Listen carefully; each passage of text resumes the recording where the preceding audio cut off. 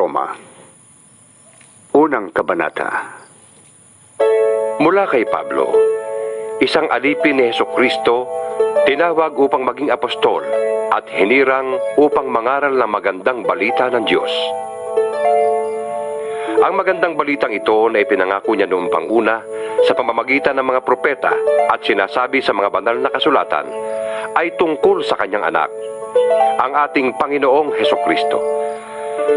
Sa kanyang pagiging tao, siya'y ipinanganak mula sa lipi ni David at sa likas na kabanalan ng kanyang espiritu, ipinahayag siyang anak ng Diyos sa pamamagitan ng isang makapangyarihang gawa, ang kanyang muling pagkabuhay.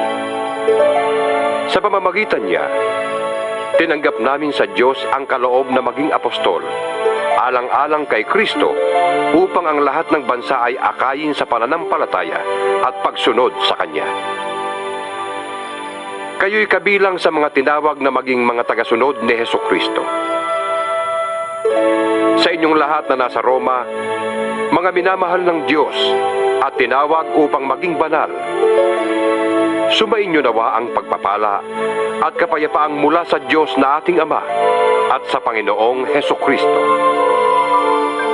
Una sa lahat, nagpapasalamat ako sa aking Diyos sa pamamagitan ni Hesukristo dahil sa inyong lahat.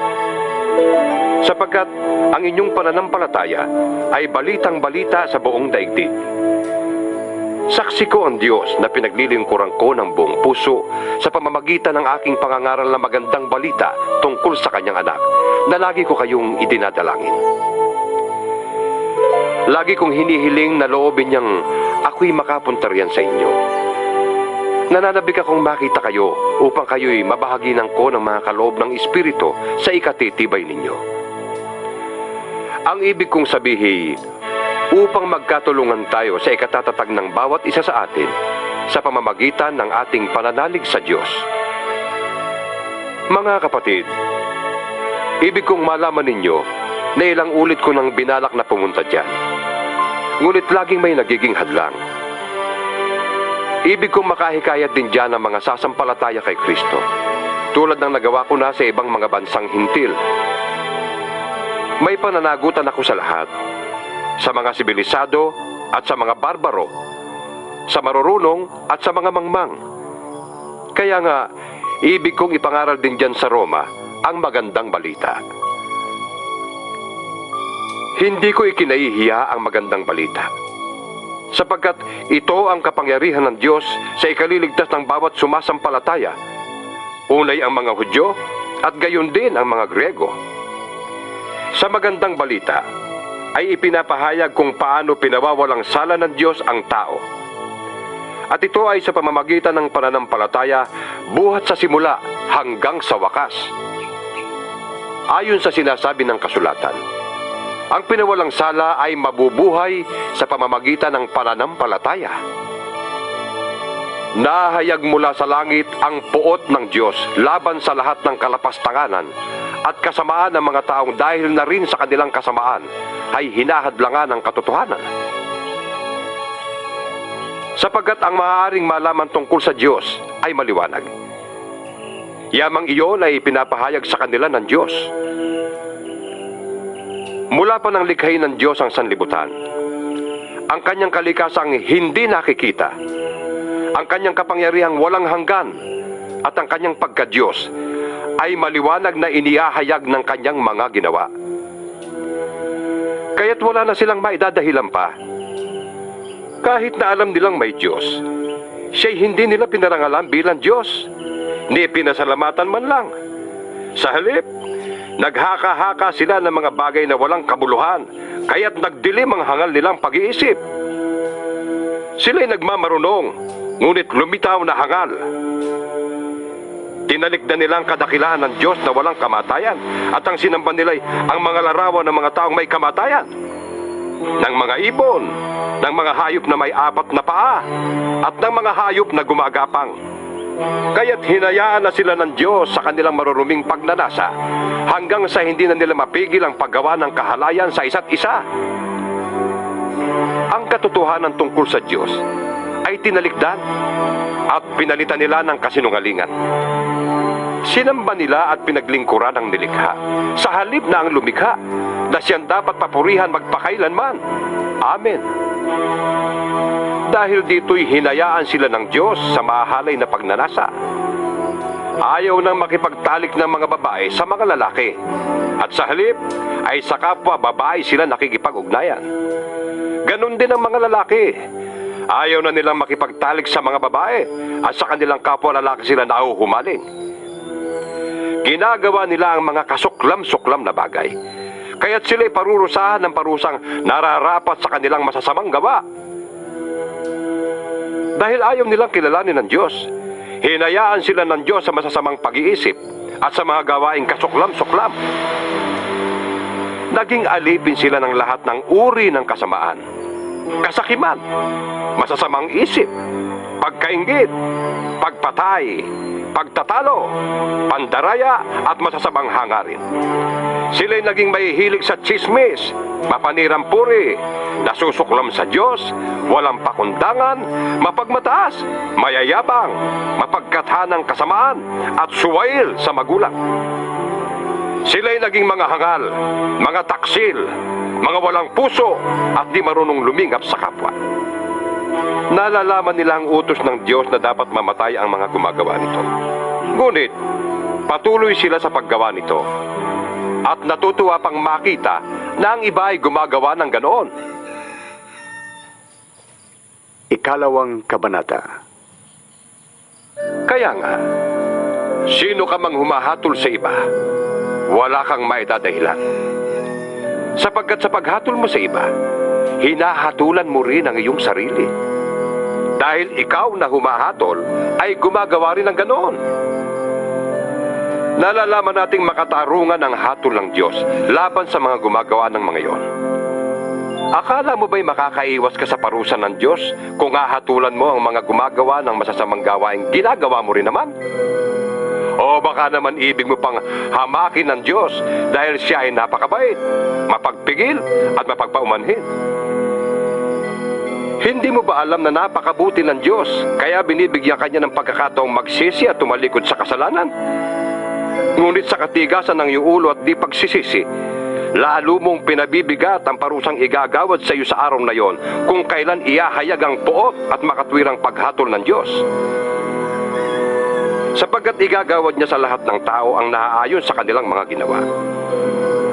Bibigyan niya ng buhay na walang hanggan ang mga taong patuloy na gumagawa ng mabuti, naghahangad ng karangalan, kadakilaan at kawalang kamatayan. Ngunit matinding galit at puot ang sasapitin ng mga taong lumilikha ng pagkakabahabahagi at ayaw sumunod sa katotohanan kundi sa kasamaan. Paghihirap at kapighatian ang daranasin ng bawat gumagawa ng masama. Una ang mga Hudyo at gayon din ang mga Grego. Ngunit karangalan, kapurihan at kapayapaan naman ang tatamuhin ng bawat gumagawa ng mabuti. Una ang mga Hudyo at gayon din ang mga Grego, sapagkat walang itinatangi ang Diyos. Ang lahat ng nagkakasala na hindi saklaw ng kautusan ni Moises ay parurusahan. Ngunit hindi batay sa kautusan. Subalit ang lahat naman ng nagkakasala na saklaw ng kautusan ay hahatulan batay sa kautusan. Sapagkat hindi ang mga nakikinig sa kautusan, kundi ang sumusunod dito ang siyang pawawalang sala ng Diyos. Kapag ang mga hintil na hindi saklaw ng kautusan ay gumagawa ng ayon sa hinihingi nito, ayon sa kanilang likas na pag-iisip, ito'y nagiging kautusan na para sa kanila.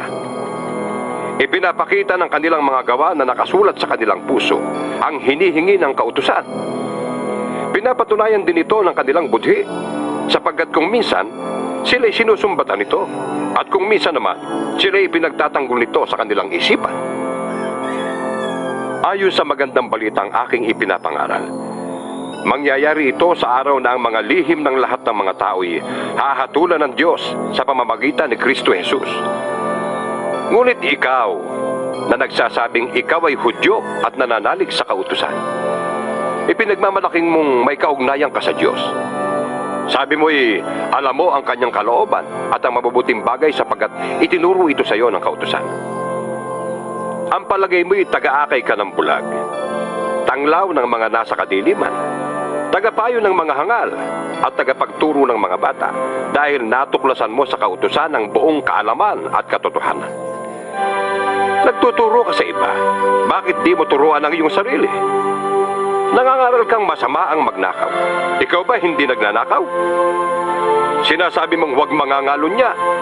Ikaw ba'y hindi nangangalunya? Nasusuklam ka sa mga Diyos-Diyusan. Ngunit pumapasok ka ba sa mga templo nito? Makapagnakaw lamang? Ipinagmamalaki mong saklaw ka ng kautusan.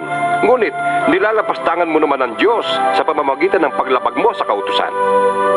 Sapagkat nasusulat, ang pangalan ng Diyos ay nilalait ng mga hentil dahil sa inyo. mahalaga lamang ang iyong pagiging tuli kung tumutupad ka sa kautusan. Subalit, kung lumalabag ka sa kautusan, para ka ring hindi tuli. Kung ang hindi tuli ay gumagawa ng ayon sa hinihingi ng kautusan, hindi ba siya ituturing na tuli? Kaya ikaw na hudyong nasa ilalim ng kautusan, ngunit hindi naman tumutupad niyan, ay hahatulan ng mga hindi tuling tumutupad sa kautusang yon.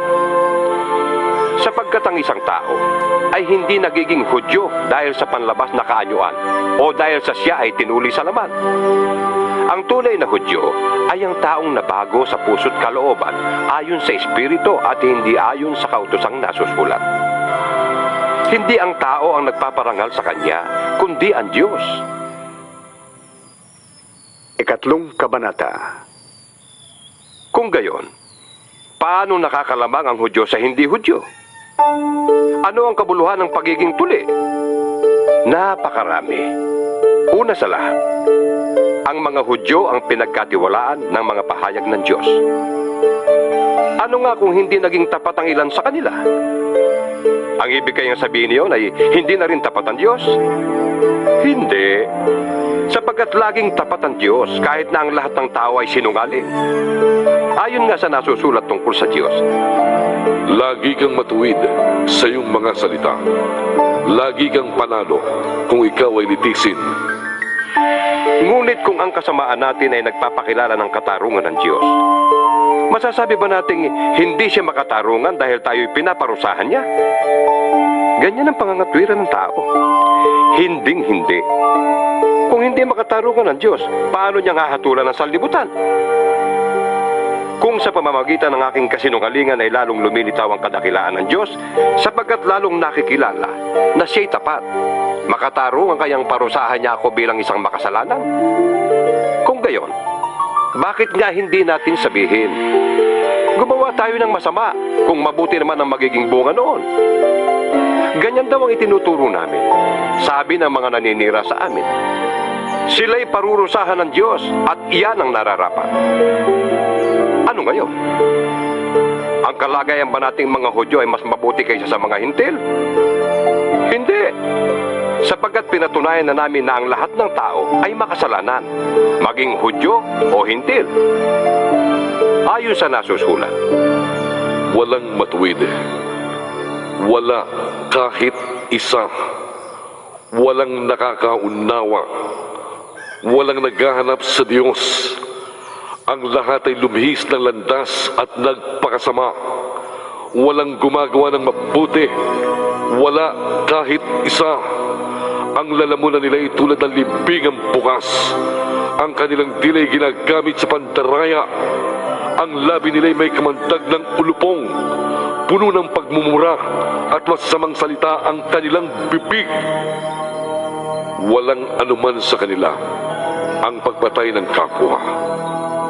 Parang dinaanan ng salot ang kanilang madaanan. Hindi nila alam ang daan ng kapayapaan. Hindi sila marunong matakot sa Diyos.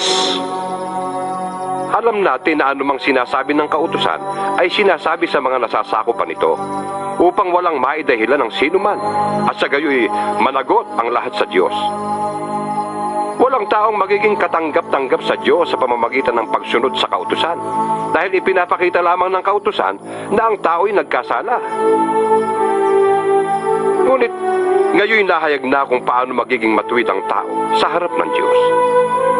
Ito ay hindi sa pamamagitan ng kautusan, kahit na ito'y pinapatotohanan ng kautusan at ng mga propeta. Ginagawang matuwid ng Diyos ang lahat ng nananalig kay Heso Kristo sa pamamagitan ng kanilang pananalig sa Kanya, maging Hudyo o Hintil. Ang lahat ay nagkasala at walang sino mang karapat-dapat sa paningin ng Diyos. Ngunit, dahil sa Kanyang kagandahang loob, sila ay pinawalang salanan niya sa pamamagitan ni Kristo Jesus na nagpalaya sa kanila. Siya ang inialay ng Diyos bilang handog upang sa pamamagitan ng Kanyang dugo ay mapatawad ang kasalanan ng lahat ng sasampalataya sa Kanya. Ginawa ito ng Diyos upang patunayang siya'y matuwid. Noong una, nagtimpi siya at ipinagpaumanhin ang mga kasalanang nagawa ng mga tao. Ngunit ngayon ay tuwirang ipinapakita ng Diyos na siya'y matuwid at siya nagpapawalang sala sa mga sumasampalataya kay Jesus. Kaya ano ngayon ang ating may pagmamalaki? Wala. Anong dahilan nito? Dahil ba sa ating pagsunod sa kautusan? Hindi. Kundi dahil sa ating pananampalataya.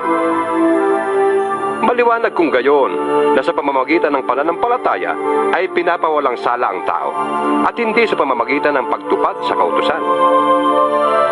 Ang Diyos ba'y Diyos lamang ng mga Hudyo? Hindi ba't Diyos din siya ng mga Hintil? Oo, siya ay Diyos din ng mga Hintil. Sapagkat iisa lamang ang Diyos. Tatanggapin niya ang mga Hudyo dahil sa kanilang pananampalataya kay Jesus at gayon din ang gagawin niya sa mga Hintil. Pinapawalang saysay ba namin ng kautusan dahil sa pananampalatayang ito? Hindi. Sa halip ay pinagtitibay pa nga namin. Ika-4 na kabanata. Tungkol naman kay Abraham na ating ninuno, ano ang masasabi natin? Ano ang kanyang karanasan tungkol sa bagay na ito? Kung pinawalang sala siya ng Diyos dahil sa mga nagawa niya, may maipagmamalaki sana siya. Ngunit wala siyang maipagmalaki sa paningin ng Diyos. Ano ang sinasabi ng kasulatan? Sumampalataya sa Diyos si Abraham at dahil dito, siya ay tinuring na matuwid ng Diyos. Ang ibinibigay sa taong gumagawa ay hindi itinuturing na kaloob, kundi upa. Ngunit, ang hindi nananalig sa sariling mga gawa, kundi sumasampalataya sa Diyos na nagpapawalang sala sa makasalanan, ay pinawalang sala dahil sa kanyang pananampalataya. Kaya't tinawag ni David na mapalad ang taong tinanggap ng di dahil sa sariling nagagawa. Sinabi niya, Mapapalad ang mga taong pinatawad na sa kanilang pagsuway at napawi na ang mga kasalanan. Mapalad ang taong hindi na pagbabayari ng Panginoon sa kanyang mga kasalanan. ang pagpapala kayang ito'y para sa mga tuli lamang? Hindi. Ito'y para sa mga di tuli din. Sinasabi natin batay sa kasulatan na pinawalang sala si Abraham dahil sa kanyang pananampalataya. Kailan yun nangyari? Bago siya tinuli o pagkatapos? Hindi pagkatapos, kundi bago siya tinuli. Tinuli siya bilang tanda na pinawalang sala na siya dahil sa pananampalatayang taglay na niya noong hindi pa siya tuli. Kaya't siya'y naging ama ng lahat ng sumasampalataya sa Diyos. At sa gayon, sila'y pinawalang sala kahit na hindi sila tinuli. At siya'y ama rin ng mga tuli. Hindi lamang dahil sa kanilang pagiging tuli, kundi dahil sa sila'y nanalig ding tulad ng ating ninunong si Abraham noong bago siya tinuli. Ipinangako ng Diyos kay Abraham at sa kanyang lipi na mamanahin nila ang daigdig na ito. Hindi dahil sa pagsunod niya sa kautusan, kundi dahil sa siya'y itinuring na matuwid sa pamamagitan ng kanyang pananampalataya sa Diyos. Kung ang mga sumusunod sa kautusan ang siyang tatanggap ng ipinangako, walang saysayang pananampalataya at walang kabuluhan ng pangako. Ang kautusan ay may kalakip na parusa para sa mga lumalabag. Ngunit, kung walang kautusan, wala rin paglabag. Kaya nga sa pananampalataya nababatay ang pangako, upang ito'y maging isang kaloob na makakamtan ng lahat ng anak ni Abraham, hindi lamang ng mga sakop ng kautusan, kundi ng lahat ng may pananampalataya tulad ni Abraham. sapagkat siya ang pinakaama nating lahat. Ganito ang nasusulat. Ginawa kitang ama ng maraming bansa. Ang pangakong ito'y may bisa sa harap ng Diyos na kanyang pinapanaligan. Ang Diyos na bumubuhay sa mga patay at lumilikha sa lahat ng bagay. Kahit na wala ng pag-asang magkaanak, nanalig pa rin si Abraham na siya'y magiging ama ng maraming bansa. Ayon sa sinabi sa kanya, Magiging kasindami ng mga bituin ang iyong lipi. hindi nang hina ang kanyang pananalig, kahit uugod-ugod na siya. Palibhas ay 100 taon na siya noon at ang kanya namang asawang si Sarah ay baog. Hindi siya nag-alinlangan sa pangako ng Diyos.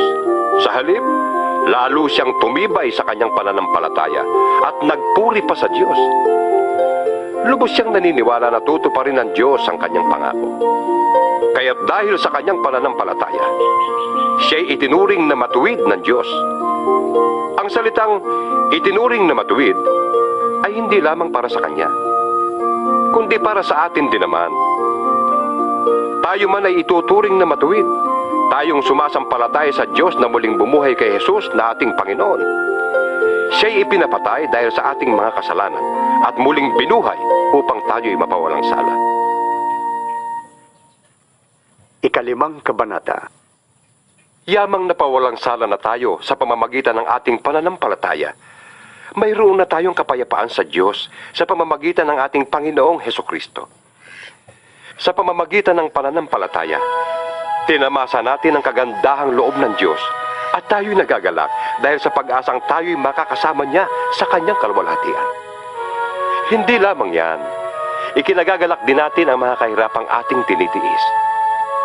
Dahil alam nating ito'y nagbubunga ng katyagaan, at ang katyagaan ay nagbubunga ng katatagan, at ang katatagan naman ay nagbubunga ng pag-asa.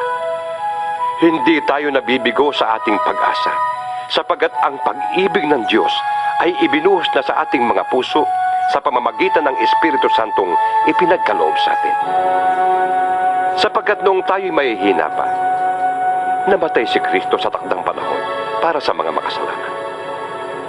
Mahirap mangyaring ialay ninuman ang kanyang buhay, alang-alang sa isang taong matuwid. Kahit na maaaring may mga ahas na gumawa nito, alang-alang sa isang taong mabuti. Ngunit, ipinadama ng Diyos ang kanyang pag-ibig sa atin nang mamatay si Kristo para sa atin noong tayo'y makasalanan pa. At ngayong napawalang sala na tayo sa pamamagitan ng kanyang dugo, lalo nang tiyak na maliligtas tayo sa poot ng Diyos sa pamamagitan niya. Dati, tayo'y mga kaaway ng Diyos. Ngunit, tinanggap na niya tayong mga kaibigan sa pamamagitan ng pagkamatay ng kanyang anak. Kaya't tiyak na maliligtas tayo dahil si Kristo ay buhay. At hindi lamang yan, tayo'y nagagalak at nagpupuri sa Diyos sa pamamagitan ng ating Panginoong Hesukristo, sapagkat dahil sa Kanya ay tinanggap tayo ng Diyos na maging kaibigan niya. Ang kasalanan ay pumasok sa sanlibutan sa pamamagitan ng isang tao. At ang kamatayan ay pumasok sa pamamagitan ng kasalanan niya. Dahil dito, lumaganap ang kamatayan sa lahat ng tao dahil ang lahat ay nagkasala. Nasa sanlibutan na ang kasalanan bago pa ibinigay ang kautusan. Ngunit kung walang kautusan, walang pinapanagot sa kasalanan. Gayunman, naghari pa rin ang kamatayan mula kay Adan hanggang kay Moises, pati sa mga taong hindi nagkasala na gaya ng pagsuway ni Adan sa utos ng Diyos. Si Adan ay anino ng isang darating balang araw. Ngunit magkaiba ang dalawang ito, dahil ang libreng kaloob ng Diyos ay hindi katulad ng kasalanan ni Adan. Totoong maraming tao ang namatay dahil sa kasalanan ng isang tao. Ngunit, ang kagandahang loob ng Diyos ay mas dakila, pati na ang kanyang libreng kaloob sa maraming tao sa pamamagitan ng biyaya ng isang tao, si Hesukristo. Ang kaloob ay higit na di hamak kaysa ibinunga ng pagsuway ni Adan. Nagdala ng hatol na kaparusahan ang kanyang pagsuway. Ngunit, ang kaloob na dumating sa kabila ng maraming pagsuway ay nagdulot ng kapatawaran. Sa pamamagitan ng isang tao, naghari ang kamatayan dahil sa kanyang kasalanan. Ngunit, sa pamamagitan naman ng isang tao, si Hesukristo, lalong higit ang nakamtan ng mga taong kinahabagan ng sagana at pinawalang sala ng Diyos. Sila'y maghahari sa buhay sa pamamagitan ni Hesukristo. At kung paanong ang kasalanan ng isang tao ay nagdulot ng kaparusahan sa lahat, ang matuwid na ginawa ng isa ring tao ay nagdudulot ng kapatawaran at buhay sa lahat. Sapagkat kung ang lahat ay naging makasalanan dahil sa pagsuway ng isang tao, ang lahat ay mapapawalang sala dahil sa pagsunod ng isa ring tao. Nang magkaroon ng kautusan, dumami ang pagsuway. Ngunit, sa pagdami naman ng mga pagsuway, ay lalong sumagana ang kagandahang loob ng Diyos. Kaya nga, kung paano naghari ang kasalanan sa pamamagitan ng kamatayan, gayon din naman, maghahari ang kagandahang loob ng Diyos sa pamamagitan ng kanyang pagiging matuwid. Ito'y magdudulot ng buhay na walang hanggan sa pamamagitan ng ating Panginoong Hesukristo. Ika-6 na kabanata. Ano ngayon ang sasabihin natin? Patuloy ba tayong magkakasala upang sumagana sa atin ang kagandahang loob ng Diyos? Hindi. Tayo'y patay na sa kasalanan. Kaya't paano pa tayo mamumuhay sa pagkakasala?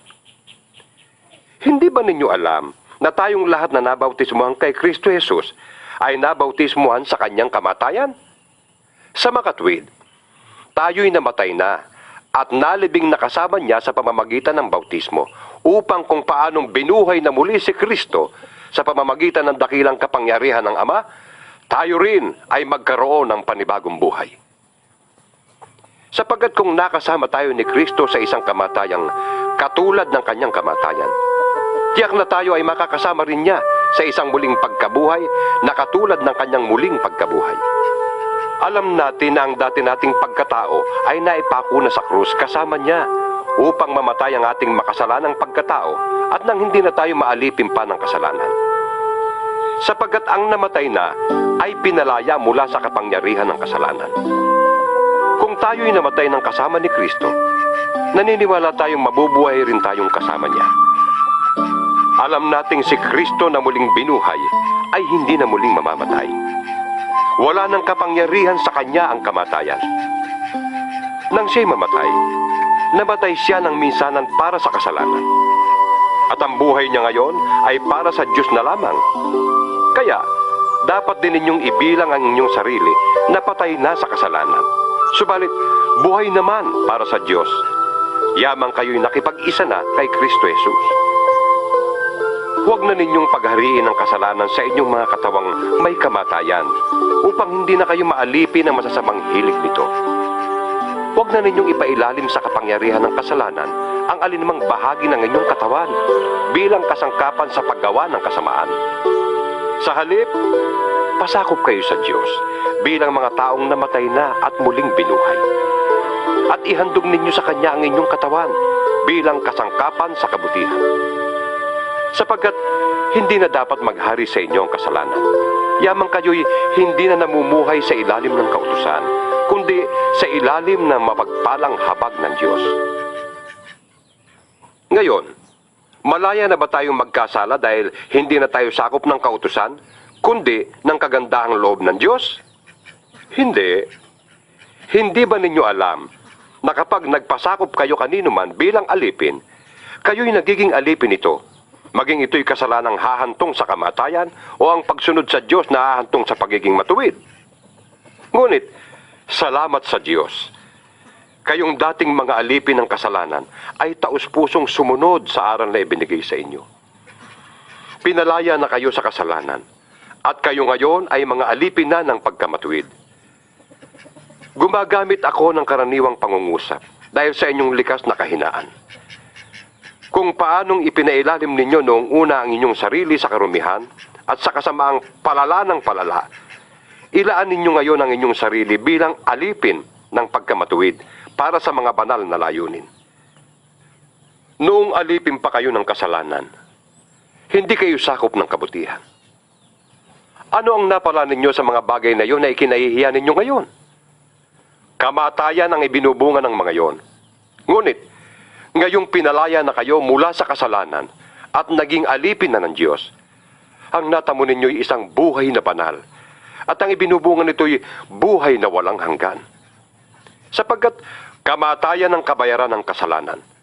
Ngunit ang kaloob ng Diyos ay buhay na walang hanggan sa pamamagitan ni Kristo Jesus na ating Panginoon. Ikapitong kabanata. Mga kapatid, kayo'y nakakaunawa ng batas. Alam ninyong ang isang tao ay nasasakop lamang ng batas habang siya'y nabubuhay. Halimbawa, ayon sa kautusan, ang isang babae ay nasasakop ng kanyang asawa habang nabubuhay ito. Subalit, kung mamatay na ang lalaki, malaya na ang babae sa batas na nagtatali sa kanya sa lalaking yun. Kaya nga, siya'y magkakasala ng pangangalo niya kung makikisama siya sa ibang lalaki habang buhay pa ang kanyang asawa. Ngunit, kung patay na ang kanyang asawa, malaya na siya sa batas na yon. At mag-asawa man siya sa ibang lalaki, hindi siya magkakasala ng pangangalo niya. Gayon din naman mga kapatid, namatay na kayo sa kautusan dahil kayo'y bahagi ng katawan ni Kristo. At ngayon, kayo ay kabilang sa mga nakipag-isa sa Kanya na muling binuhay upang magbunga tayo ng mabubuting gawa para sa Diyos. Noong tayo'y namumuhay pa ayon sa ating likas na pagkatao, ang ating mga masasamang hilig na pinupukaw ng kautusan ay nag-uudyok sa atin na gumawa ng mga bagay na hahantong sa kamatayan. Ngunit, malaya na tayo ngayon mula sa kautusan. Namatay na tayo sa kasalanang dating umaalipin sa atin. Kaya tayo naglilingkod sa Diyos, hindi dahil sa lumang batas na nakasulat, kundi dahil sa bagong buhay sa pamamagitan ng Espiritu. Ang ibig bang sabihin nito'y ang kautusan ay masama? Hindi. Kaya lamang, kundi dahil sa kautusan, ay hindi ko sana nalaman kung ano ang kasalanan. Hindi ko sana nalaman kung ano ang pag-iimbot. Kung hindi sinabi ng kautusan, huwag kang mag-iimbot. Ngunit dahil sa kautusan, ang loob ko'y pinukaw ng kasalanan sa lahat ng uri ng pag-iimbot. Sapagkat walang kasalanan kung walang kautusan. Noong una, namuhay ako ng walang kautusan. Subalit nang dumating ang kautusan, nabuhay ang kasalanan at ako'y namatay. Ang kautusang dapat sanang magdulot sa akin ng buhay ay siyang nagdulot sa akin ng kamatayan. Sapagkat kinasangkapan ng kasalanan ang kautusan upang ako'y dayain at sa gayon ay napatay nga niya ako. Kaya nga, banal ang kautusan at ang bawat utos ay banal, matuwid at mabuti. Ang ibig bang sabihin nito'y nagdulot sa akin ng kamatayan ng mabuting bagay? Hindi. Ang kasalanan ang pumatay sa akin sa pamamagitan ng mabuting kautusan. Nangyari ito upang maipakita kung ano nga ang kasalanan at upang mahayag sa pamamagitan ng kautusan na ang kasalanan ay talagang napakasama. Alam nating ang kautusan ay espiritual, ngunit ako'y makalaman at alipin ng kasalanan. Hindi ko maunawaan ang aking sarili, sapagkat hindi ko ginagawa ang ibig ko. Sa halip, ang kinasusuklaman ko ang siya kong ginagawa. Kung ginagawa ko ang hindi ko ibig, nangangahulugang sumasang-ayon ako na mabuti nga ang kautusan. Kaya, hindi na ako ang may kagagawa niyon, kundi ang kasalanang nananatili sa akin. Alam kong walang mabuting bagay na nananatili sa aking katawang makalaman. Kaya kong magnasa ng mabuti, ngunit hindi ko nga lamang magawa ang mabuting ninanasa. Sapagkat hindi ko ginagawa ang mabuting ibig ko, kundi ang masamang hindi ko ibig ang siya kong ginagawa. Kung ang ginagawa ko ay ang hindi ko ibig, hindi na akong gumagawa nito, kundi ang kasalanang nananatili sa akin. Ito ang natuklasan ko. Kapag ibig kong gumawa ng mabuti, ang masama ay malapit sa akin. Sa kaibuturan ng aking puso, ako'y nalulugod sa kautusan ng Diyos. Ngunit may ibang kapangyarihan sa aking katawan na salungat sa tuntunin ng aking isip. Ipinapaalipin ako ng kapangyarihang ito sa kasalanang nananatili sa aking katawan. Anong saklap ng aking kalagayan? Sino kaya ang magliligtas sa akin sa katawang ito na nagpapahamak sa akin? Wala nang iba pa, kundi ang Diyos sa pamamagitan ni Jesucristong ating Panginoon. Salamat sa Kanya. Ito nga ang kalagayan ko. Sa aking isip, sinusunod ko ang kautusan ng Diyos. Ngunit, sa aking katawang makalaman, sinusunod ko ang tuntunin ng kasalanan. Ikawalong kabanata. Kaya nga, wala nang hatol na parusa sa mga taong nakipag-isa na kay Kristo Jesus. Wala na ako sa kapangyarihan ng kasalanan at kamatayan, sapagkat pinalaya na ako ng kapangyarihan ng Espiritong nagbibigay buhay sa pamamagitan ni Kristo Jesus. Ginawa ng Diyos ang hindi kayang gawin ng kautusan dahil sa likas na kahinaan ng tao. Isinugo niya ang kanyang sariling anak sa anyo ng taong makasalanan upang pawiin ang kasalanan. Sa gayon, hinatulan na niya ang kasalanang umaalipin sa tao. Ginawa ito ng Diyos upang ang hinihingi ng kautusan ay matupad na sa atin na namumuhay ayon sa Espiritu at hindi ayon sa hilig ng laman. Ang mga namumuhay ayon sa hilig ng laman ay walang pinapahalagahan kundi ang mga bagay na ukol sa laman. Ngunit ang mga namumuhay ayon sa kapangyarihan ng Espiritu ay mga bagay na espiritual ang pinapahalagahan. Ang pagsunod sa laman ay naghahatid sa kamatayan. Ngunit, ang pagsunod sa Espiritu ay nagdudulot ng buhay at kapayapaan. Kaya nga, kapag sinusunod ng tao ang mga hilig ng laman, siya'y nagiging kaaway ng Diyos. Sapagkat hindi niya sinusunod ang batas ng Diyos at talaga namang hindi niya kayang sundin ito. At ang nabubuhay ayon sa laman ay hindi maaaring kalugdan ng Diyos. Ngunit hindi na kayo namumuhay ayon sa laman, kundi ayon sa Espiritu, dahil nananatili sa inyo ang Espiritu ng Diyos. Kung wala sa isang tao ang Espiritu ni Kristo, hindi kay Kristo ang taong yun. Ngunit kung nasa inyo si Kristo, kahit ang inyong mga katawan ay mamamatay dahil sa kasalanan, buhay naman ang inyong Espiritu dahil pinawalang sala na kayo ng Diyos. Kung nasa inyo ang Espiritu ng Diyos na siyang muling bumuhay kay Jesucristo, ang Diyos ding yan ang muling bubuhay sa inyong mga katawang namamatay sa pamamagitan ng kanyang Espiritong nananatili sa inyo. Mga kapatid, hindi na tayo alipin ng likas na hilig ng laman, kaya hindi na tayo dapat mamuhay ayon sa laman. Sapagkat mamamatay kayo kung namumuhay kayo sa laman, ngunit kung pinapatay ninyo sa pamamagitan ng Espiritu ang mga gawa ng laman, mabubuhay kayo. Ang lahat ng pinapatnubayan ng Espiritu ng Diyos ay mga anak ng Diyos. Sapagkat hindi ibinigay sa inyo ng Diyos ang Espiritu upang kayo'y gawing mga aliping namumuhay sa takot. Sa halip, ibinigay sa inyo ang Espiritu upang kayo'y gawing mga anak ng Diyos. Kaya nakakatawag tayo sa Kanya ng Ama, Ama ko. Ang Espiritu ang nagpapatotoo, kasama ng ating Espiritu, na tayo'y mga anak ng Diyos. At iyamang mga anak, tayo'y mga tagapagmana ng Diyos at kasamang tagapagmana ni Kristo. Sapagkat kung tayo'y kasama niya sa pagtitiis, tayo'y makakasama niya sa kanyang kalwalhatian. Para sa akin, ang mga pagtitiis natin sa kasalukuyan ay hindi maihahambing sa kalwalhatiang mahayag sa atin balang araw. Sapagkat nanabik ang sangnilikha na ihayag ng Diyos ang kanyang mga anak.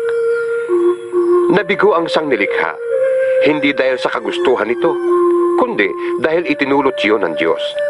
Gayunman, nagbigay rin siya ng pag-asa na ang lahat ng nilikha ay pinalaya ng Diyos para hindi na ito mabulok at makabahagi ito sa malwalhating kalayaan ng mga anak ng Diyos. Alam nating hanggang ngayon ang sangnilikha ay dumaraing dahil sa hirap, na tulad ng isang nanganganak. At hindi lamang ito, kundi pati tayong tumanggap na ng Espiritu bilang unang kaloob ng Diyos ay dumaraing habang hinihintay natin ang paghahayag ng ating pagiging mga anak ng Diyos at ang paglaya ng ating mga katawan. Naligtas tayo dahil sa pag-asa. Ngunit hindi iyon matatawag na pag-asa kung nakikita na natin ang ating inaasahan. Sapagkat sinong tao ang aasa pa sa nakikita na niya? Ngunit kung umaasa tayo sa hindi natin nakikita, hinihintay natin yun ng buong tiyaga. Gayon din naman, tinutulungan tayo ng Espiritu sa ating kahinaan. Hindi tayo marunong manalangin ng basto, kaya't ang Espiritu ang dumaraing para sa atin sa paraang di natin kayang sambitin. At alam ng Diyos na nakakasaliksik sa puso ng tao kung ano ang loobin ng Espiritu, sapagkat ang Espiritu ang namamagitan para sa mga hinirang ayon sa kalooban ng Diyos. Alam nating sa lahat ng bagay ay ginagawa ng Diyos ang para sa ikabubuti ng mga nagmamahal sa Kanya, silang mga tinawag ayon sa Kanyang layunin. Sapagkat sa mula't mula pa'y alam na ng Diyos kung sino-sino ang magiging Kanya, at noong pa man ay pinili na niyang matulad sila sa Kanyang anak. Sa gayon, ang anak ang naging panganay sa lahat ng maraming magkakapatid. Ang mga pinili niya noon pang una ay Kanyang tinawag. At ang mga tinawag ay Kanya ring pinawalang sala. At ang mga pinawalang sala ay Kanya ring binahaginan ng Kanyang kalwalhatian. Ano pang masasabi natin tungkol dito? Kung ang Diyos ay panig sa atin, sino ang laban sa atin? Kung ang sarili niyang anak ay hindi niya ipinagkait, kundi ibinigay para sa ating lahat, hindi kaya niya ibibigay sa atin ang lahat ng bagay? Sino ang makapaghaharap ng sakda laban sa mga hinirang ng Diyos? Gayong ang Diyos ang nagpapawalang sala sa kanila. Sino ang hahatol na tayo'y parusahan? Si Kristo Jesus kaya na nasa kanan ng Diyos? Siya pa nga ang namatay at muling binuhay, at ngayon namamagitan para sa atin. Sino ang makakapaghiwalay sa atin sa pagmamahal ni Kristo? Ang kaguluhan kaya? Ang kapighatian? Pag-uusig? Gutom? Kahirapan? Panganib? O kamatayan? Gaya ng nasusulat. Dahil sa iyo, nanganganib kaming mamatay sa buong maghapon. Kami natutulad sa mga tupang papatayin. Hindi. Ang lahat ng yan ay kayang-kaya nating pagtagumpayan sa pamamagitan niya na nagmamahal sa atin. Sapagkat natitiyak kung walang makakapaghiwalay sa atin sa kanyang pag-ibig.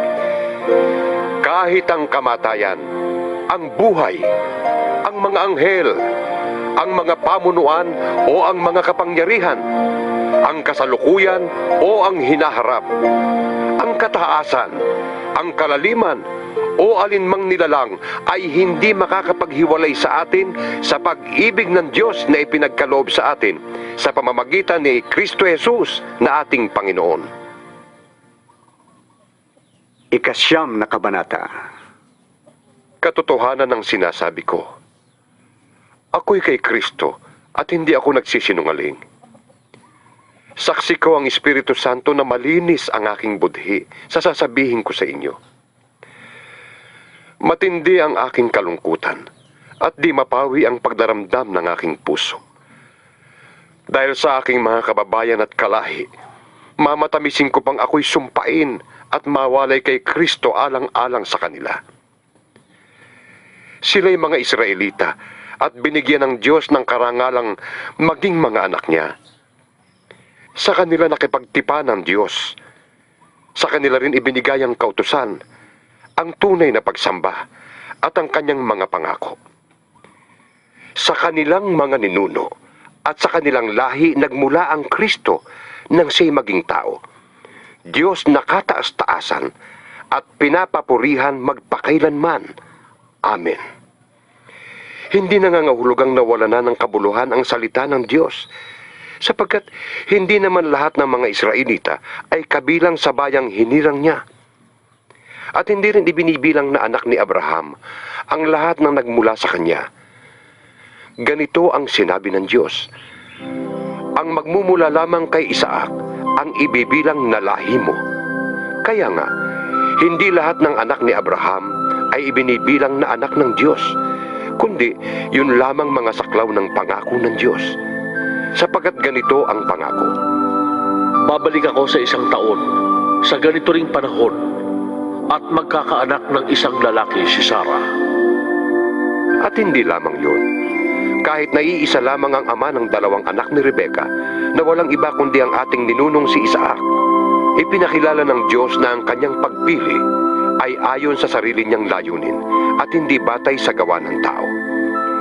Kaya't bago pa ipanganak ang mga bata at bago pa sila makagawa ng anumang mabuti o masama, ay sinabi na ng Diyos kay Rebecca, Maglilingkod ang nakatatanda sa kapatid niyang nakababata. ayon nga sa nasusulat, Minahal ko si Jacob at kinapuotan ko si Esau. masasabi ba nating hindi makatarungan ng Diyos dahil dito? Hindi. Sapagkat ganito ang sabi niya kay Moises, Mahahabag ako sa ibig kong kahabagan at maaawa ako sa ibig kong kaawaan. maliwanag kung gayon na ang pasya ng Diyos ay nababatay sa kanyang habag, hindi sa kalooban o pagsisikap ng tao. Sapagkat ayon sa kasulatan, ay sinabi niya sa hari ng Ehipto, Ginawa kitang hari upang sa pamamagitan mo'y maipakilala ko ang aking kapangyarihan at maipahayag ang aking pangalan sa buong daigdig. Kaya nga, kinahahabagan ng Diyos ang sinumang ibig niyang kahabagan at pinapatigas niya ang ulo ng ibig niyang pagmatigasin. Sasabihin mo naman sa akin, kung gayon, bakit pa sinisisi ng Diyos ang tao? Sino ba ang makakasalungat sa kanyang kalooban? Ngunit ikaw na tao lamang, sino kang mangangahas na sumagot ng ganoon sa Diyos? Masasabi kaya ng tao sa lumikha sa Kanya? Bakit ninyo ako ginawang ganito? Wala bang karapatan ng gumagawa ng palayok na bumuo ng mamahalin o mumurahing sisidlan mula sa iisang tumpok ng lupa? Kahit na ibig ipakita noon ng Diyos ang kanyang puot at ipakilala ang kanyang kapangyarihan, buong tiyaga pa rin niyang pinagtiisan ang mga taong dapat sanang parusahan at lipulin. Ginawa niya yon upang ipakilala ang kanyang walang kapantay na kadakilaan sa mga taong kanyang kinahabagan, na noong una pa'y inihanda na niya para sa kaluwalhatian. Tayo ang mga taong yan. Tayong tinawag niya hindi lamang mula sa mga Hudyo, kundi mula rin sa mga Hintil. Ganito ang sinasabi niya sa aklat ni Osias, Iyong dating hindi ko bayan ay aking tatawaging bayan ko. At ang dating hindi ko mahal ay aking tatawaging mahal ko. At ang sinabihang kayo'y hindi ko bayan ay tatawaging mga anak ng Diyos na buhay. Ito naman ang ipinahayag ni Isaias tungkol sa Israel. Kahit na maging kasindami ng buhangin sa dagat ang bilang ng mga anak ni Israel, kaunti lamang sa kanila ang maliligtas, sapagkat mahigpit at mabilis na hahatulan ng Panginoon ang daigdig.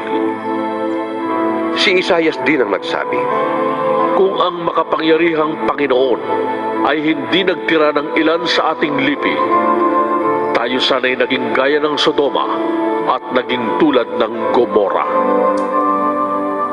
ano ngayon ang masasabi natin?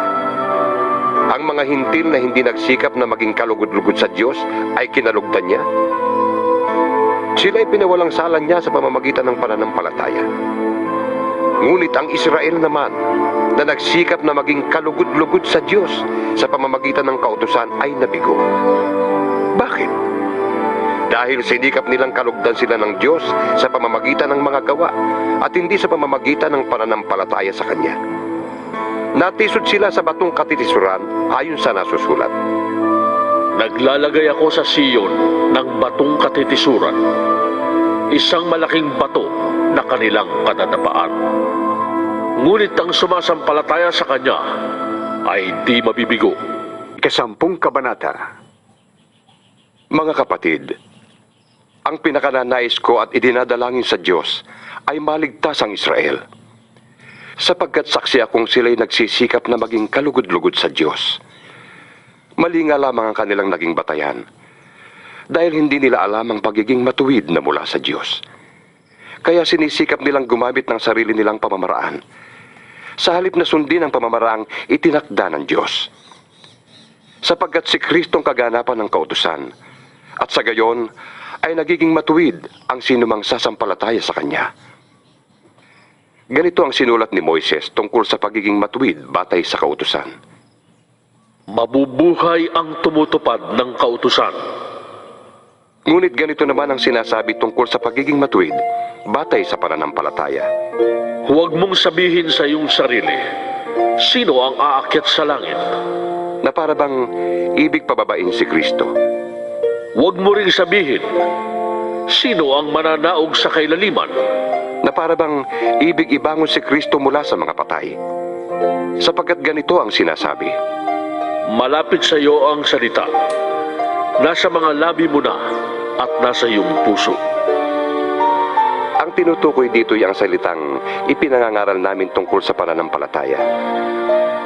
Kung ipahayag ng iyong labi na si Jesus ay Panginoon at buong puso kang sasampalataya na siya muling binuhay ng Diyos, maliligtas ka. Sapagkat sumasampalataya ang tao sa pamamagitan ng kanyang puso. At nang sa gayon ay nagiging matuwid at nagpapahayag siya sa pamamagitan ng kanyang labi at sa gayon ay naliligtas. Sabi nga ng kasulatan, Hindi mabibigo ang sinumang sumasampalataya sa Kanya. walang pagkakaiba ang katayuan ng Hudyo at ng Hintil. Iisa ang Panginoon ng lahat at siya ay masaganang magbigay sa lahat ng tumatawag sa Kanya. Sapagkat sinasabi sa kasulatan, Maliligtas ang lahat ng tumatawag sa Panginoon. ngunit paano sila tatawag sa Kanya kung hindi sila sumasampalataya? Paano silang mananampalataya kung wala pa silang napakinggan tungkol sa Kanya? Paano naman silang makapakikinig kung walang mangangaral sa kanila? At paano makapangangaral ang sinuman kung hindi sila sinugo? Ayon sa nasusulat, O kay inam na pagmasdan ang pagdating ng mga may dalang magandang balita. ngunit hindi lahat ay tumanggap ng magandang balita, gaya ng sinulat ni Isaias. Panginoon, sino ang naniwala sa pahayag namin? Kaya't ang pananampalataya ay bunga ng pakikinig. At ang pakikinig naman ay bunga ng pangangaral tungkol kay Kristo. Ngunit ang tanong ko'y, hindi kaya sila nakapakinig? Oo, sila'y nakapakinig, sapagkat nasusulat. Abot sa lahat ng dako ang kanilang tinig, at ang mga salita nila ay laganap sa sanlibutan. Ito pa ang isa kong tanong. Hindi kaya nakaunawa ang bansang Israel? Noon pa'y sinagot na ito ng Diyos sa pamamagitan ni Moises. Gagamitin ko ang mga taong hindi man lamang isang bansa upang kayo'y inggitin. Gagamitin ko ang isang bansang hangal para kayo'y galitin. Buong tapang namang ipinahayag ni Isaias ang sinabi ng Diyos. Natagpuan ako ng mga hindi naghahanap sa akin. Ako'y nagpahayag sa mga hindi nag-uusisa tungkol sa akin. Subalit, tungkol naman sa Israel, ay sinabi niya, Maghapon akong nananawagan sa isang bansang matigas ang ulo at mapaghimagsik. 11 kabanata. ito ngayon ang tanong ko. Itinakwil na nga kaya ng Diyos ang kanyang bayan? Hindi. Ako'y isang Israelita rin, mula sa lahi ni Abraham at kabilang salipi ni Benjamin. Hindi itinakwil ng Diyos ang kanyang bayan na sa simula pa'y hinirang na niya. Hindi ba ninyo alam ang sinasabi ng kasulatan tungkol kay Elias? Dumaing siya sa Diyos dahil sa ginagawa ng Israel. Panginoon, Sabi niya, pinatay nila ang iyong mga propeta at giniba ang iyong mga dambana. Ako na lamang ang natitira at ibig pa nilang patayin. ngunit ano ang sagot sa kanya ng Diyos? Nagtira ako ng 7,000 lalaking hindi sumamba sa Diyos-Diyosang si Baal. Ganoon din sa kasalukuyan. Mayroon pang nalalabing mga hinirang ng Diyos dahil sa kanyang kagandahang loob. At kung iyon ay dahil sa kanyang kagandahang loob, maliwanag na hindi dahil sa gawa. Sapagkat kung ang ginawa ng tao ang batayan, hindi na masasabing kagandahang loob yun. Ano ngayon? Hindi nakamta ng bansang Israel ang kanyang ninanais. Ang mga hinirang lamang ang nagkamit nito dahil matigas ang ulo ng iba. Ganito ang sabi ng kasulatan.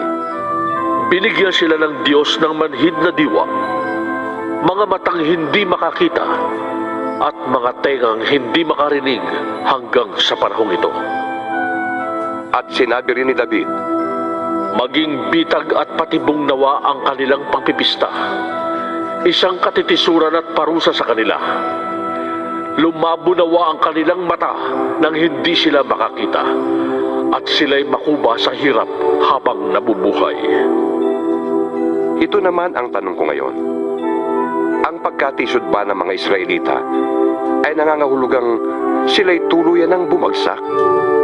Hindi. Sa halip, dahil sa kanilang kasalanan, ang kaligtasan ay nakarating sa mga hintil upang mainggit ang mga Israelita sa mga ito. Ngayon, kung ang kasalanan ng mga Israelita ay nagdulot ng masaganang pagpapala sa sanlibutan, at kung ang kanilang pagbagsak ay nagdulot ng masaganang pagpapala sa mga hintil, ay di lalo na kapag nagbalik loob sa Diyos ang buong Israel. Ito naman ang sasabihin ko sa inyo, mga hintil. Yamang ako'y apostol ninyo, ipinagmamalaki ko ang aking tungkulin. Ginagawa ko ito upang inggitin ang aking mga kababayang Hudyo, at nang sa gayon ay maligtas ang ilan man lamang sa kanila. Kung ang pagkatakwil sa kanila ay naging daan upang maibalik sa Diyos ang sanlibutan, ang muling pagtanggap sa kanila ng Diyos ay matutulad sa muling pagkabuhay ng patay. Kung ang unang tinapay ay inihandog sa Diyos, ang lahat ng tinapay na mula sa masang pinagkunan noon ay para na ring inihandog sa Diyos. At kung ang ugat ng punong kahoy ay inihandog sa Diyos, gayon din ang mga sanga nito.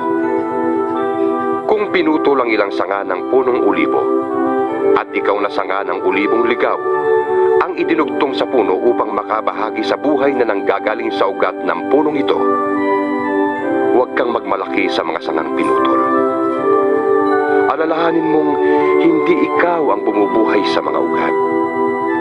Ang mga ugat ang bumubuhay sa iyo.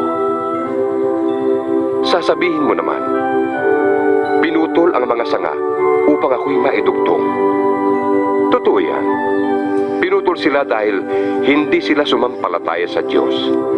At ikaw naman ay idinugtong dahil sumampalataya ka sa Kanya. Kaya't huwag kang magmataas. Sa halip ay matakot ka. Sapagkat kung ang mga tunay na sanga ay hindi pinanghinayangan ng Diyos, ikaw pa kaya ang panghihinayangan niya? Dito'y makikita natin ang kabutihan at kabagsikan ng Diyos. Naging mabagsik siya sa mga hindi nananalig sa Kanya. Subalit, mabuti siya sa inyo kung mananatili kayo sa Kanyang kabutihan. Kung hindi, kayo may puputulin din. Ang mga Hudyo'y idudugtong niyang muli sa puno kung sila ay sasampalataya, sapagkat kayang gawin yon ng Diyos. Kung ikaw na sanganggaling sa ulibong ligaw ay naidugtong sa tunay na ulibo, kahit na salungat ang ganoon sa takbo ng kalikasan, lalo pang madaling idugtong sa puno ang mga tunay na sanga nito. Mga kapatid, isang hiwaga ang ibig kong malaman ninyo upang hindi maging mataas ang palagay ninyo sa inyong sarili. Ang pagmamatigas ng Israel ay pansamantala. Tatagal lamang yon hanggang sa mabuo na ang takdang bilang ng lahat ng mga hintil na lalapit sa Diyos. Kapag nangyari yon, maliligtas ang buong Israel ayon sa sinasabi sa kasulatan. Magbubuhat sa Siyon ang tagapagligtas. Papawiin niya ang kasamaan sa lahi ni Jacob. At ito ang gagawin kong kasunduan namin kapag pinawi ko na ang kanilang mga kasalanan. Dahil tinanggihan ng mga Israelita ang magandang balita, sila'y naging kaaway ng Diyos, at kayong mga hintil ang nakinabang. Ngunit dahil sa sila'y hinirang ng Diyos, sila'y mahal pa rin niya, alang-alang sa kanilang mga ninuno. Sapagkat hindi nagbabago ng isip ang Diyos tungkol sa kanyang mga kaloob at pagtawag. Noon, kayong mga hintil ay hindi sumusunod sa Diyos. Ngunit ngayon, kayo ay tumanggap ng habag ng Diyos nang hindi sumunod ang mga Hudyo. Gayon din naman, ngayong nahahabag ang Diyos sa inyo. Ang mga Hudyo naman ay hindi sumusunod upang mahabag din ang Diyos sa kanila. Sapagkat hinayaan ng Diyos na maalipin ang lahat ng tao sa kasalanan upang maipadaman niya sa kanila ang kanyang habag. Lubhang napakasagana ang kayamanan ng Diyos. Di matarok ang kanyang karunungan at kaalaman. Sino ang makapagpapaliwanag ng kanyang mga kapasyahan? Sino ang makakaunawa ng kanyang mga pamamaraan? Gaya ng nasusulat. Sino ang nakakaalam sa pag-iisip ng Panginoon? Sino ang maaaring maging tagapayo niya? Sino ang nakapagbigay ng anuman sa Diyos na dapat bayaran ng Diyos? Sapagkat mula sa Kanya at sa pamamagitan niya at sa Kanya ang lahat ng bagay. Sa Kanya ang karangalan magpakailanman. Amen. 12 kabanata. Kaya nga, mga kapatid, alang-alang sa masaganang habag ng Diyos sa atin, ako'y nakikiusap na ialay ninyo ang inyong sarili bilang handog na buhay, banal at kalugod-lugod sa Kanya. Ito ang karapat-dapat na pagsamba ninyo sa Diyos. Huwag kayong umayon sa takbo ng mundong ito. Mag-iba kayo sa pamamagitan ng pagbabago ng inyong isip upang malaman ninyo ang kalooban ng Diyos, kung ano ang mabuti, kalugod-lugod at ganap na kalooban niya. Dahil sa kaloob ng Diyos sa akin, sinasabi ko sa bawat isa sa inyo, huwag ninyong pahalagahan ang inyong sarili ng higit sa nararapat. Sa halip, pakaisipin ninyong mabuti ang tunay ninyong katayuan, ayon sa sukat ng pananampalatayang ipinagkaloob ng Diyos sa bawat isa sa inyo. Kung paanong ang katawan ay binubuo ng maraming bahagi at magkakaiba ng gawain ang bawat isa, gayon din naman, kahit na tayo'y marami, nabubuo tayo sa iisang katawan ni Kristo. At tayong lahat ay bahagi ng isa't isa. Tumanggap tayo ng iba't ibang kaloob ayon sa kagandahang loob ng Diyos. Kaya't gamitin natin ang mga kaloob na yan. Kung ang ating kaloob ay pagsasalita ng pahayag mula sa Diyos, magpahayag tayo ayon sa sukat ng ating pananampalataya. Kung paglilingkod ang ating kaloob, maglingkod tayo. Magturo ang tumanggap ng kaloob sa pagtuturo. Magpalakas ng loob ang may kaloob sa pagpapalakas ng loob. Kung pag-aabuloy ang iyong kaloob, mag-abuloy ka ng buong kaya. Kung pamumuno naman, mamuno ka ng buong sikap. Kung pagkakawang gawa ang iyong kaloob, gawin mo yan ng buong galak. Maging tunay ang inyong pagmamahalan. Kasuklaban ninyo ang masama at pakaibigin ang mabuti. Magmahalan kayo bilang tunay na magkakapatid at pahalagahan ninyo ang iba ng higit sa pagpapahalaga nila sa inyo. Magpakasipag kayo at huwag maging tamad. Buong puso kayong maglingkod sa Panginoon. Magala kayo dahil sa inyong pag-asa. Magtiyaga kayo sa inyong kapighatian at laging manalangin. Tumulong kayo sa pangangailangan ng mga kapatid at patuloyin ninyo ang mga taga-ibang lugar. Idalangin ninyo ang mga umuusig sa inyo. Idalangin niyo sila at huwag sumpain. Makigala kayo sa mga nagagalak at makitangis sa mga tumatangis. Magkaisa kayo ng damdamin. Huwag kayong magmataas. Sa halip ay makisama kayo kahit sa mga dukha. Huwag ninyong ipalagay na kayo'y napakarunong. Huwag ninyong gantihan ng masama ang masama. Sikapin ninyong mamuhay ng marangal hanggat maaari. Makisama kayo ng maayos sa lahat ng tao. Mga minamahal, huwag kayong maghihiganti.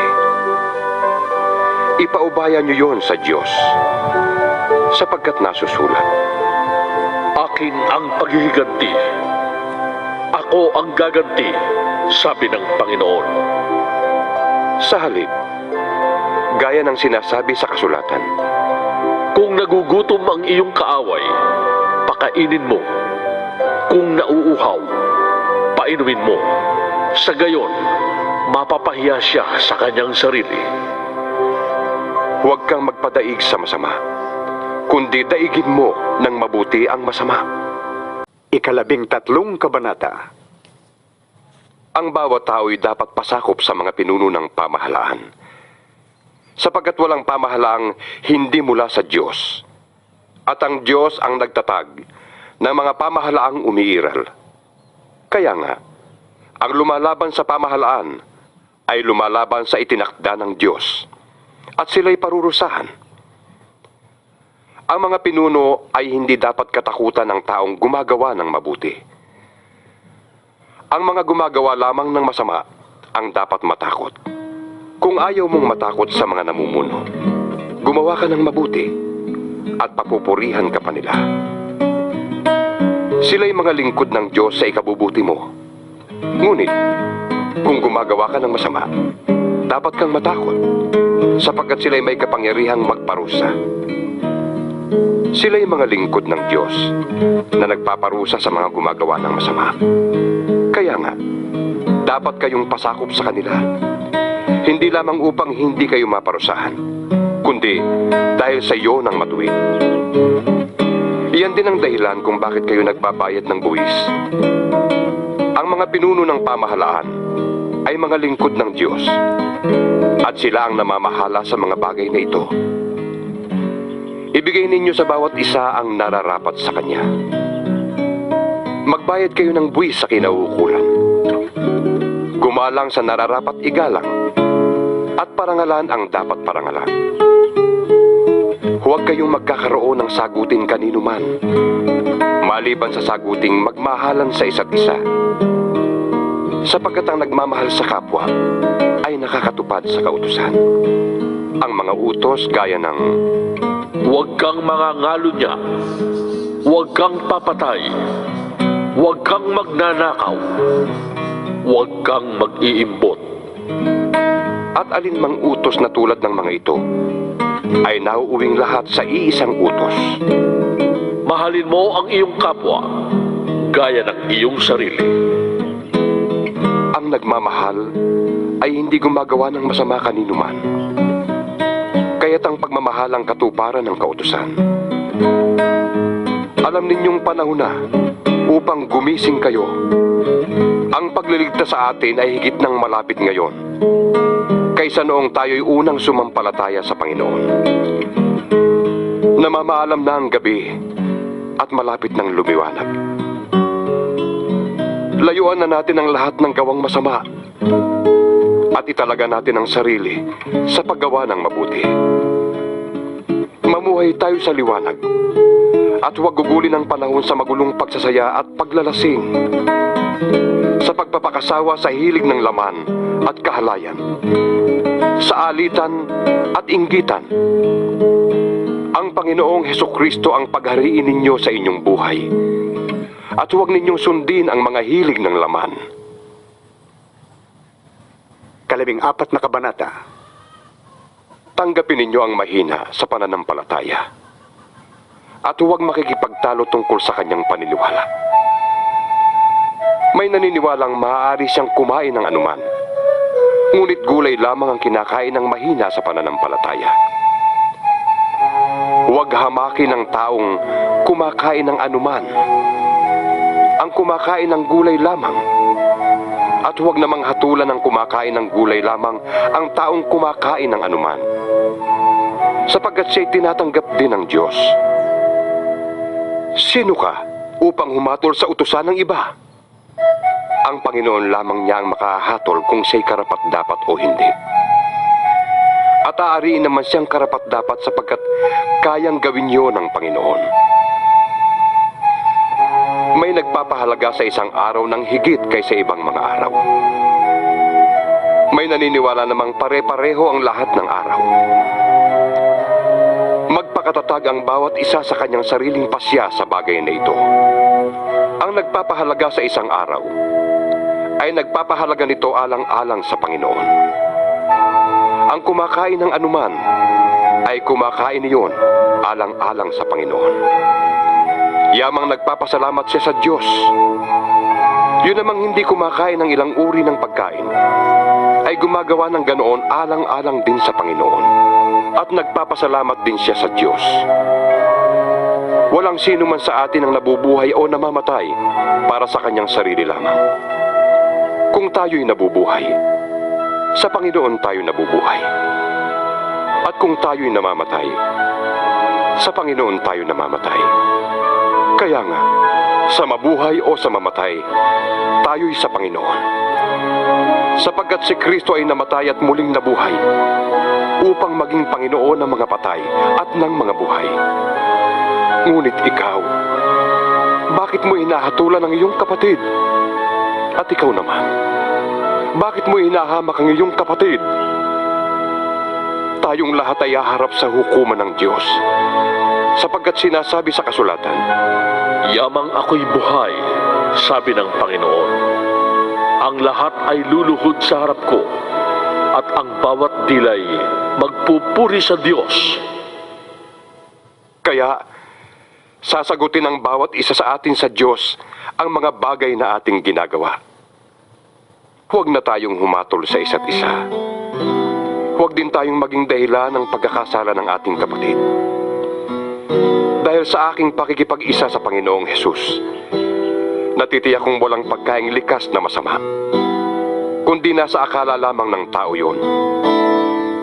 Kung inaakala ni numan na ipinagbabawal ang isang pagkain, bawal yun sa kanya. Kaya, kung dahil sa kinakain mo, ay sumama ang loob ng iyong kapatid, hindi na ayon sa pag-ibig ang ginagawa mo. Si Kristo'y namatay para sa kanya, kaya't huwag mo siyang ipahamak dahil sa iyong pagkain. Pag-ingatan mong ang inaakala mong tama ay huwag masamain ng iba. Sapagkat ang pagkain o inumin ay walang kinalaman sa paghahari sa atin ng Diyos. Ang mahalaga rito ay ang pagiging matuwid, magandang pagsasamahan, at kagalakang kaloob ng Espiritu Santo. Ang naglilingkod kay Kristo ng may ganitong kaisipan ay kinalulugdan ng Diyos at iginagalang ng mga tao. Kaya't pagsikapan nating gawin ang mga bagay na makapagdudulot ng kapayapaan at makakapagpatibay ng pananampalataya ng isa't isa. Huwag ninyong ipahamak ang iniligtas ng Diyos dahil lamang sa pagkain. Walang pagkaing likas na masama. Ang masamay kung magkakasala ang iba dahil sa iyong kinakain. Mabuti ang di kumain ng karne o uminom ng alak o gumawa ng anumang magiging sanhi ng pagkakasala ng iyong kapatid. Ikaw na lamang at ang Diyos ang dapat makaalam ng iyong paniniwala tungkol sa bagay na ito. Maligaya ang taong di sinusumbata ng kanyang budhi kapag ginagawa niya ang mga bagay na inaakala niyang tama. Ngunit ang sinumang kumakain sa kabila ng kanyang pag-aalinlangan ay nagkakasala, sapagkat hindi siya nagiging tapat sa kanyang paniniwala. Kasalanan ang paglabag sa sariling paniniwala. 15 kabanata. Tayong malalakas ay dapat magpaumanhin sa mga pagkukulang ng mga mahihina sa pananampalataya. Huwag ang sariling kasiyahan lamang ang ating isipin. Sikapin nating lahat na bigyang kasiyahan ang ating kapwa para sa ikabubuti niya at sa ikalalakas ng kanyang pananampalataya. Si Kristo man ay hindi naghangad ng sariling kasiyahan, kundi ayon sa nasusulat. Ako ang ininsulto ng uminsulto sa iyo. Anumang nasa kasulatan noong panguna ay nasulat para maturuan tayo. Sapagkat lumalakas ang ating loob at nagkakaroon tayo ng pag-asa kapag binabasa natin ang mga aral na matatagpuan doon.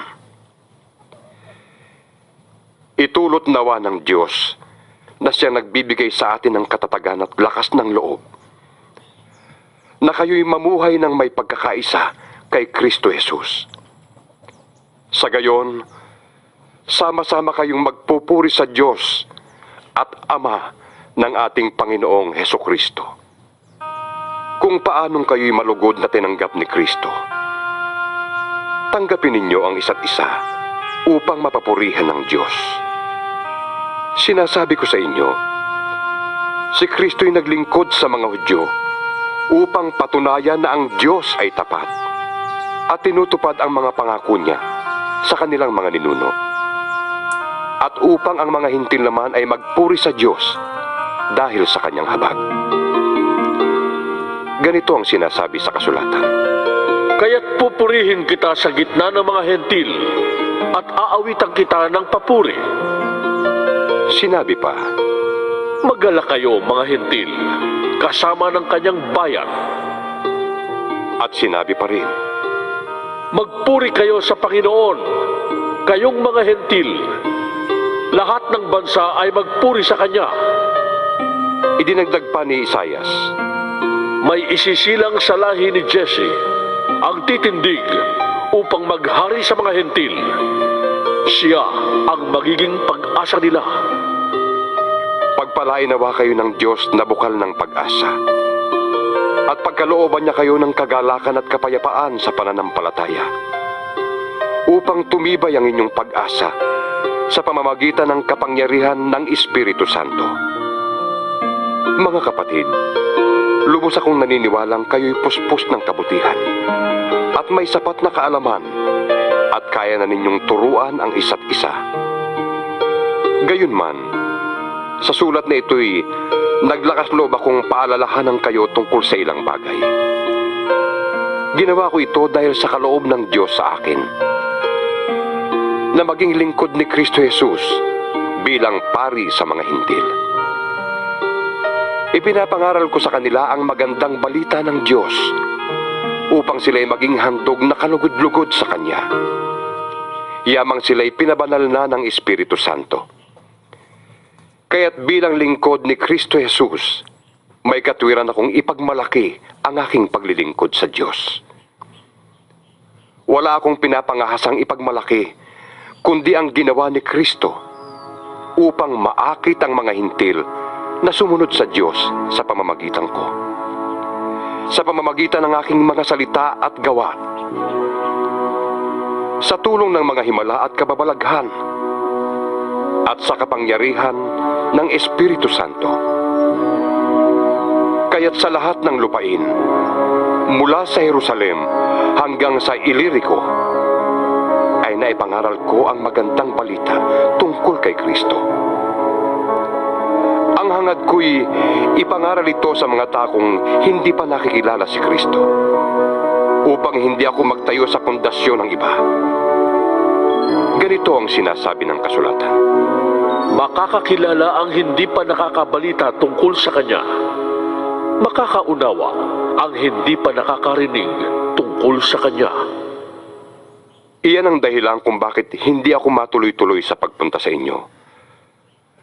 Ngunit ngayong tapos na ang gawain ko sa lupaing ito, at yamang maraming taon nang ibig kong makapunta riyan, inaasahan kong magkikita tayo pagdaan ko dyan, papuntang Espanya.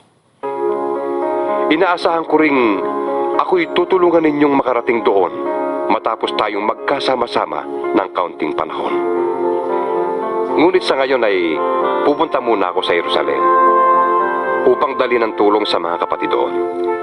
Sapagkat minabuti ng mga taga-Macedonia at Akaya na magpadala ng abuloy para sa mga mahihirap na kapatid sa Jerusalem. Malugod nilang ginawa yon at talaga namang dapat nilang gawin. Dahil ang mga hintil ay nakabahagi ng mga pagpapalang espiritual ng mga Hudyo.